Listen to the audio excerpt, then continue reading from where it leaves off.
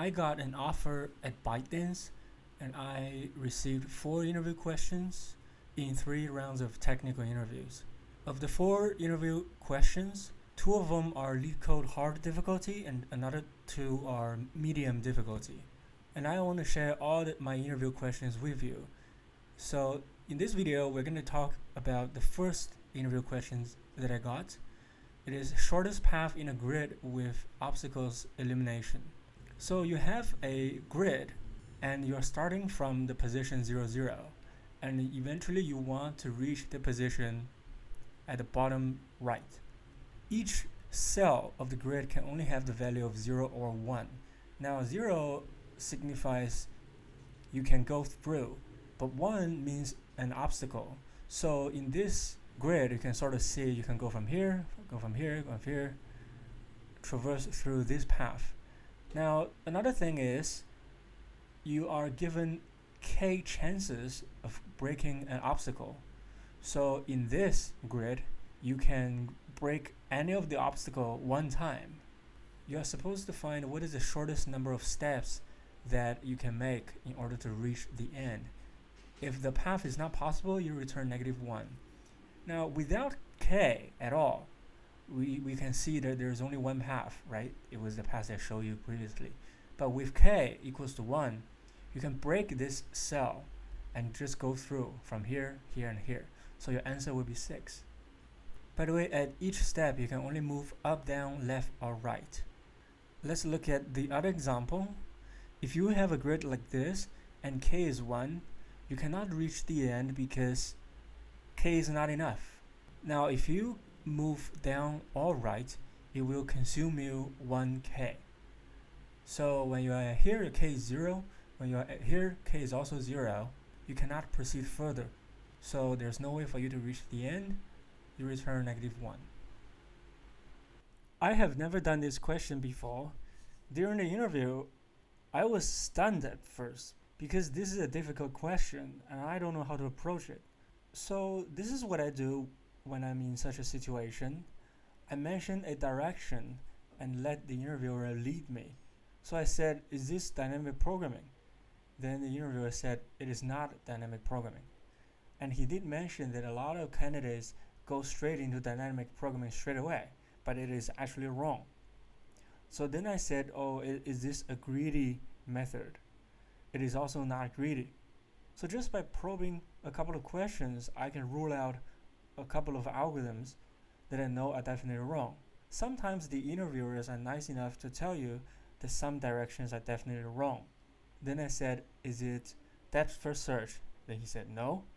And I said, is this breadth first search? Then he said yes. Well, breadth first search makes sense because we're trying to find the shortest path. In breadth first search, you will have a queue and keep enqueuing some data. Let us see what should we put onto the queue. This is a grid, so a grid has xy coordinates. Assume this is 0, 0, then this will be 4, 2. And you want to keep enqueuing all the possible coordinates onto the queue. So we know our queue will definitely have at least 2 elements, the x coordinate as well as the y coordinate. But this question also have k. We can just interpret k as the number of hammers that we can use to knock down obstacles, which is a cell with value 1. And for every cell with the value of 1, we can choose to either hammer down or don't hammer at all, right? At this current cell, you have the choice of knocking down this or don't knock at all. But if you choose to knock it down, the number of hammers left will be 0, right? Your previous k is 1, but because you choose to knock it down, your k will be 0. So your k is actually a state, or your number of hammers is a state, and we should preserve this state on the queue. So this should be a hint that maybe our queue should not only have xy coordinates, it should also have k, or the number of hammers. Some other things we need to take care of is about revisiting cells that are previously visited. Shall we visit another cell that was previously visited. In this specific case, it doesn't make sense, because if I am at this cell and I then visit this, it doesn't make sense for me to go back.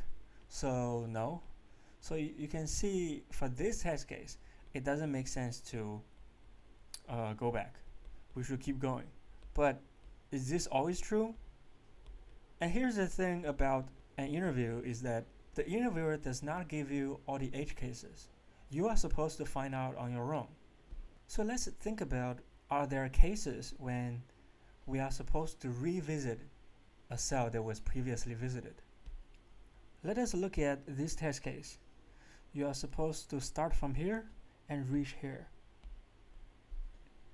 And k is 1. Now, if k is 0, there's no path, because if you reach here, there's nowhere else to go. But because k is 1, you can knock down this cell and keep going. But the point of this test case is to answer the previous question that I posted to you. Shall we visit a cell that was previously visited? Let's see.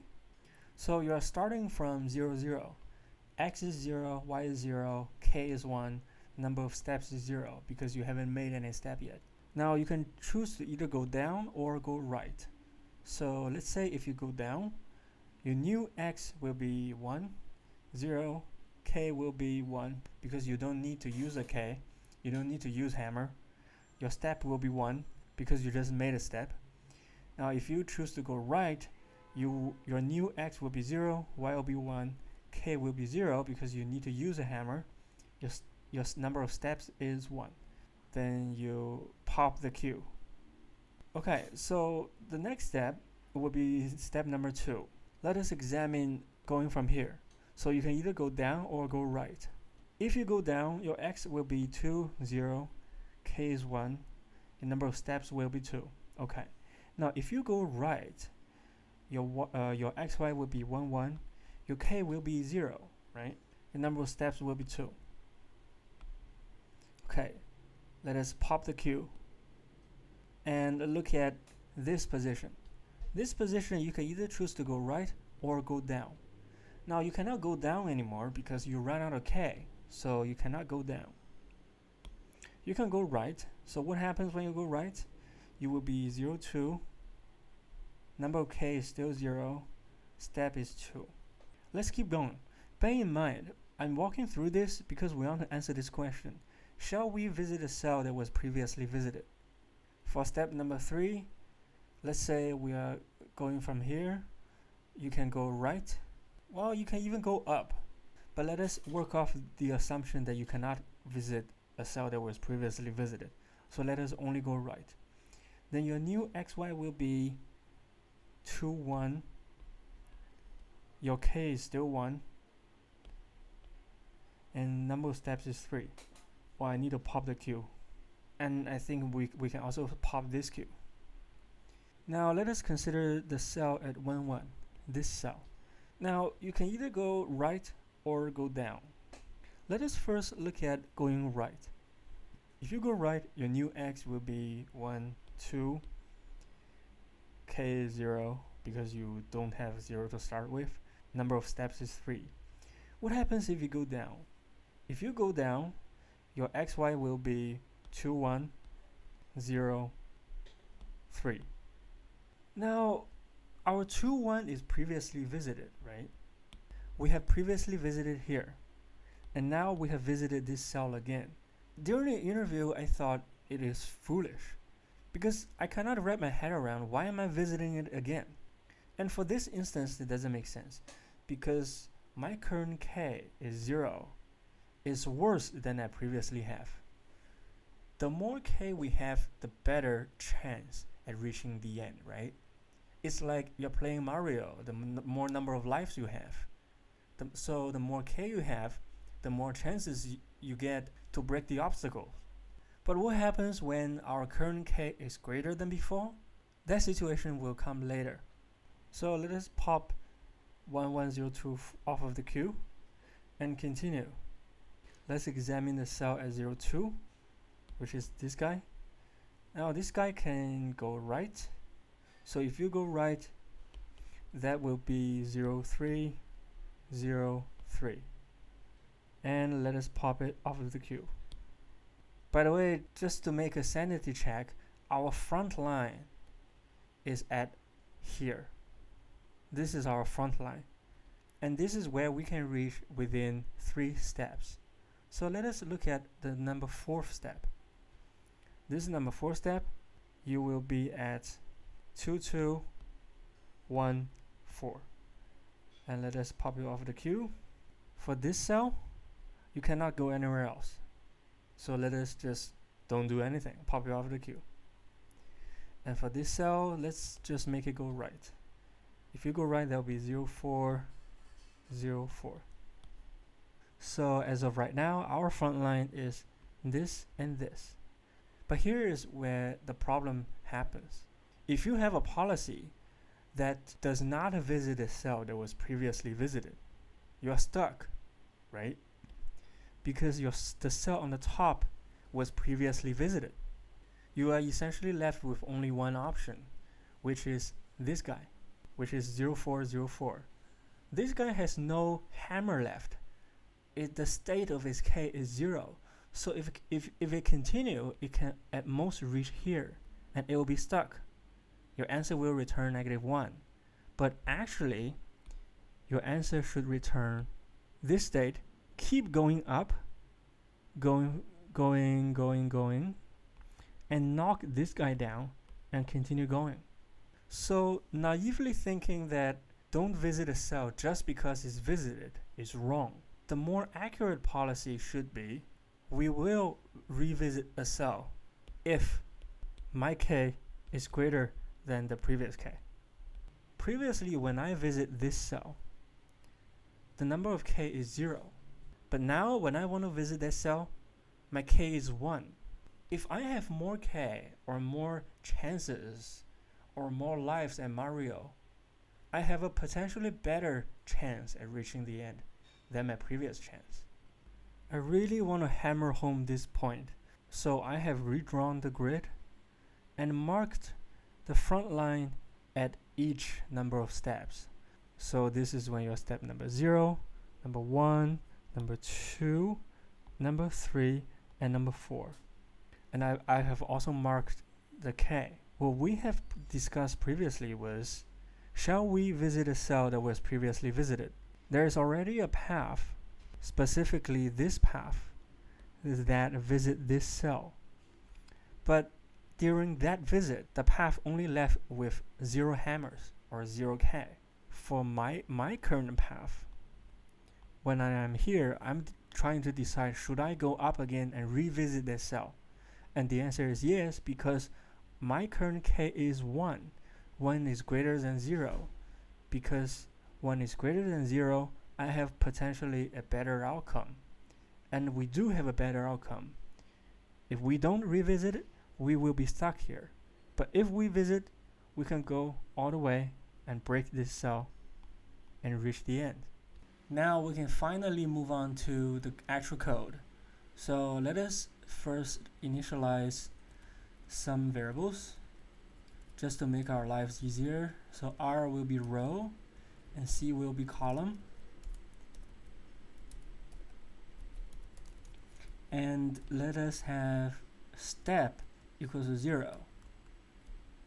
And we will have a queue, and because the queue, we are gonna put 3 elements, being XY coordinates as well as K. So we put vector, which is dynamic size array. Let's call it Q1. I call it Q1 because later I will have another queue. So we will enqueue 0, 0 as well as K. And because we are doing BFS, let us do not q dot empty. If q is not empty, we keep going. We can extract the front of the queue and pop the queue and extract the current front of the queue xy coordinates. Y is f1. My current k will be f of 2. Let me just run and check for syntax error. Okay, no syntax error. Let us keep expanding. Let us have some sort of a direction array. So this is gonna be our directions. We use it to go up, down, left, and right. So this is to go down. This is to go right. This is to go left. No, let's say go up. This is to go left.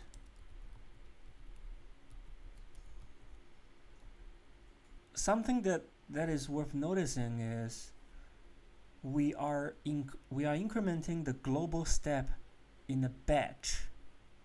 There are multiple ways to handle counting steps. If you look at the discuss section, most of the solutions, they will put the number of steps onto the queue. So their queue will actually have 4 elements instead of 3. But for me, I would like to do it in another way. And my solution is to do a 2-queue solution. So this is how the 2-queue solution goes.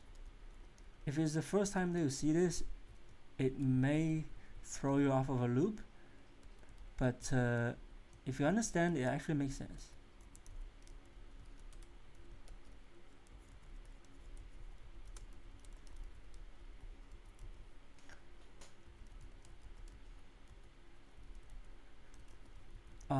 I'm essentially trying to set up a batch of the current queue. Once I have completely dequeued my current queue, which is Q1, and move the new items on top of the new queue, Q2, I increment the global step. Don't worry, I'll explain the code later. Now, dx and dy will be our 1, 0, 0, 1, negative 1, 0, and 0, negative 1. So our new x will be x plus delta x. New y will be y plus delta y. Let us also put a new k. Let's initialize its current k. Now let us check out of bound. Now if you are out of bound, we don't want you anymore.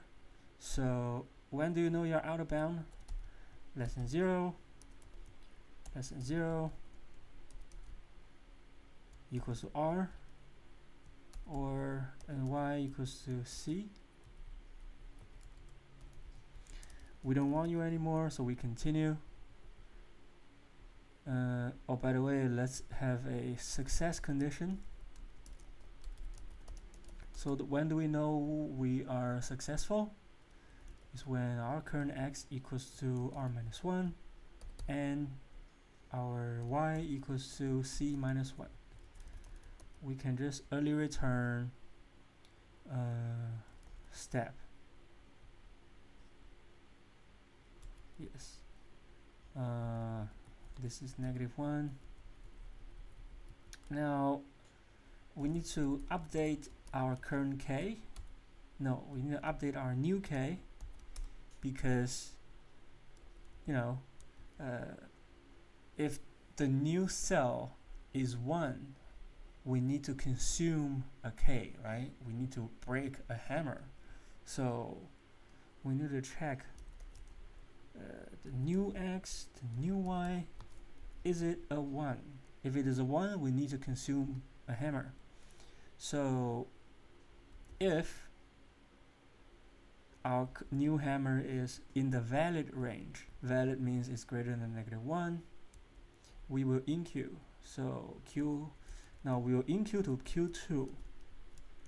Q2.push new x, new y, and new k. Let us see if this works. New k is not declared. Oh, I capitalize.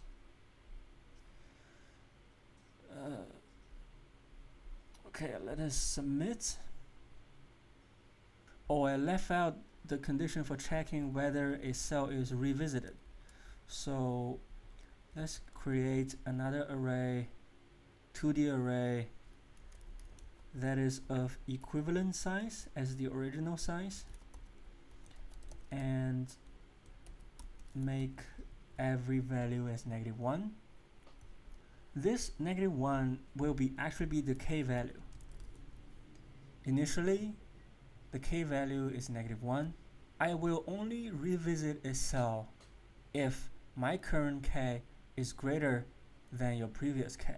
So here on line 21, you can add another condition, which is my new k is greater than the visited new x, new y. And also, we need to update the visited. New x, new y is new k, and I think this condition is stricter than this, so we can just remove it. Let us submit. So this works. Okay, let me first explain what is this 2Q solution. The reason we use 2Q is because we want to have a global step. As I said earlier, if you see other solutions, they will actually put the number of steps as a state. So they will push step onto the queue. But to me, I don't find it comforting because I like the idea of like a global step. So when you visualize it, you can visualize a front line. It's like a wave that is expanding concurrently. And 2Qs let you do that. For the new items that I'm trying to enqueue, I push onto Q2. So once you finished Q1 and Q2, Q1 will definitely be empty, and Q2 will have the new item. Then you swap Q1 and Q2. This is a constant operation, by the way. This is all of one. So after you swap, your Q2 will be empty, and Q1 will have the new items. And then you enter this new while loop. This allows you to have a global step. Now another thing is this if condition. This is essentially I will visit an old cell if my current k is greater than the previous k. Now I can initialize as -1.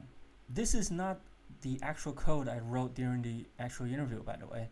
The code that I wrote for the interview actually has some bugs after I went home and tested out. So, but the bugs are really minor, so I eventually passed that round of the interview.